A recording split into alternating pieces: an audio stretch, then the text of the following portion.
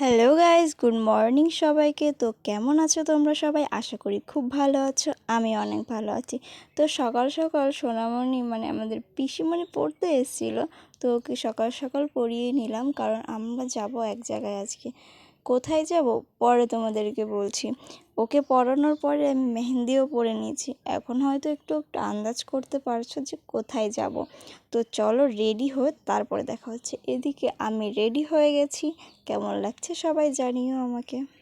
আমি রেডি হওয়ার পর বোনও রেডি হয়ে গেছিলো, আর রাস্তায় দাঁড়িয়ে আছে আমাদের বডি বিল্ডার, বডি দেখাচ্ছে সবাইকে। আর এই যে আমাদের দুষ্টু রানী, ক্যামেরা অন করলে ওনাকে এই পোস্টটা দিতে হবে। তো আমার ছোটো কাকিও ওইদিকে রেডি, মোটামুটি সবাই রেডি। তারপরে আমরা গাড়িতে উঠে পড়লাম। এখন আমরা বেরিয়ে পড়বো।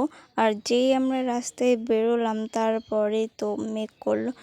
আকাশে মেঘ থাকলেও এত গরম ছিল, প্রচণ্ড গরম ছিল। বৃষ্টি হচ্ছিলো একদিকে, একদিকে গরম কমছিলই না। দেখো কীরকম মেঘ করেছে।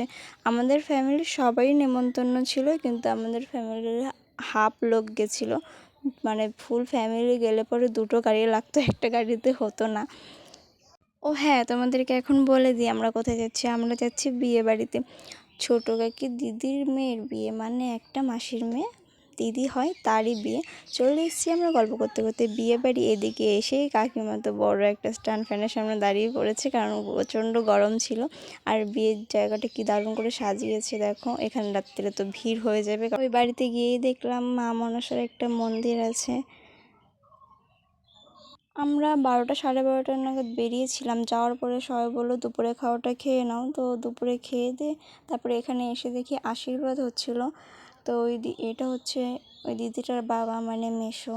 মেসো এখন আশীর্বাদ করছে দিদিটাকে।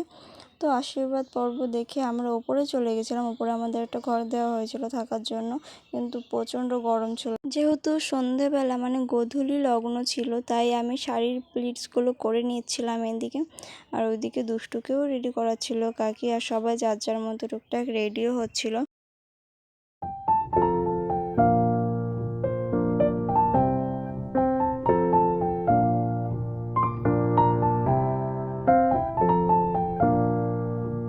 দেখো ওইদিকে বর চলে এসছে, আর আমরা এখনো রেডি হইনি, পুরোপুরি রেডি হইনি।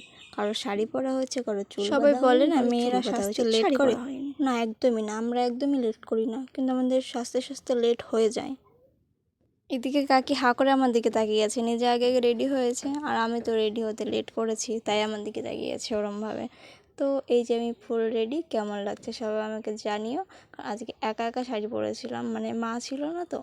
যখন আমরা যাচ্ছিলাম নিচে, আর যখন আমি রেডি হচ্ছিলাম, আমার ভাই বোন এসে বলছিল তাড়াতাড়ি চল দিদি, পকোড়া ফুচকা সব শেষ হয়ে যাবে, তাও তো রেডি হওয়া শেষ হবে না, তাড়াতাড়ি চল সব শেষ হয়ে যাবে। তো অবশেষে ওদের কথার মধ্যে এসে পকোড়া নিয়ে নিলাম। তারপর এখানে দেখছি সবাই ছবি টবি তুলছে, গেটটা কি সুন্দর করে সাজিয়েছে না। আর এখানে এত ভিড় ছিল, সবার পেছনে দাঁড়িয়ে টুক করে একটু ভিডিও করে নিলাম। আর এখানে সবাই কুলফি খাচ্ছিল, এই যে দুষ্টুটার হাতেও কুলফি, সবার হাতে কুলফি। আর এখানে বনু পকোড়া খাচ্ছিল। তারপরে আমরা খাওয়া দাওয়া করে নিয়েছিলাম। মেনুতে কী কী ছিল দেখতে হলে মিনি ব্লগটা দেখতে হবে।